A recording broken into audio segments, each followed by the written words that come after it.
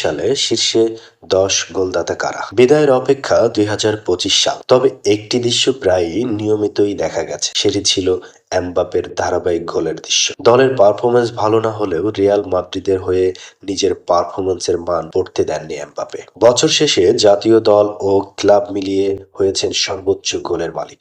এমনকি রিয়াল মাদ্রিদের হয়েও এক বছরে সর্বোচ্চ গোলে ছুঁয়েছেন ক্রিস্তিয়ানো রোনালদোকে। ২০১৩ সালে রিয়ালের জার্সিতে ৫৯ গোল করেছিলেন রোনালদো, যা এবছর ছুঁয়ে ফেলেছেন এমবাপ্পে। বছরে শীর্ষ ১০ গোলদাতার তালিকায় পরের দুইটি স্থান হ্যারি কেইন ও আর্লিং হল্যান্ডের। বায়ার্ন মিউনিখের হয়ে ম্যাচের পর ম্যাচ গোল করেছেন। ৬৫ ম্যাচে তার গোল সংখ্যা ৬০, আর হল্যান্ডের ৫৫ ম্যাচে করেছেন ৫৭ গোল। তালিকার চতুর্থ স্থানে থাকা নামটি অবশ্য বেশ চমক জাগানো। কেভিন হার্নান্দেজ দখল করেছেন এই স্থান ৩৭ ম্যাচে ৪৮ গোল করায়। ৫ নম্বরে থাকা যথারীতি এই তালিকায় জায়গা ধরে রেখেছেন লিওনেল মেসি ও ক্রিস্তিয়ানো রোনালদো। গোধূলি বেলায় থাকা সর্বকালের সেরা দুই ফুটবলার নিজেদের নামের প্রতি সুবিচার করেছেন। ৫ নম্বরে থাকা মেসি ৫৪ ম্যাচে করেছেন ৪৬ গোল, আর তালিকার ১০ নম্বরে থাকা রোনালদো ৪৪ ম্যাচে করেছেন ৪০ গোল। এক নজরে দেখে নেওয়া যাক ২০২৫ সালে জাতীয় দল ও ক্লাব মিলিয়ে সর্বোচ্চ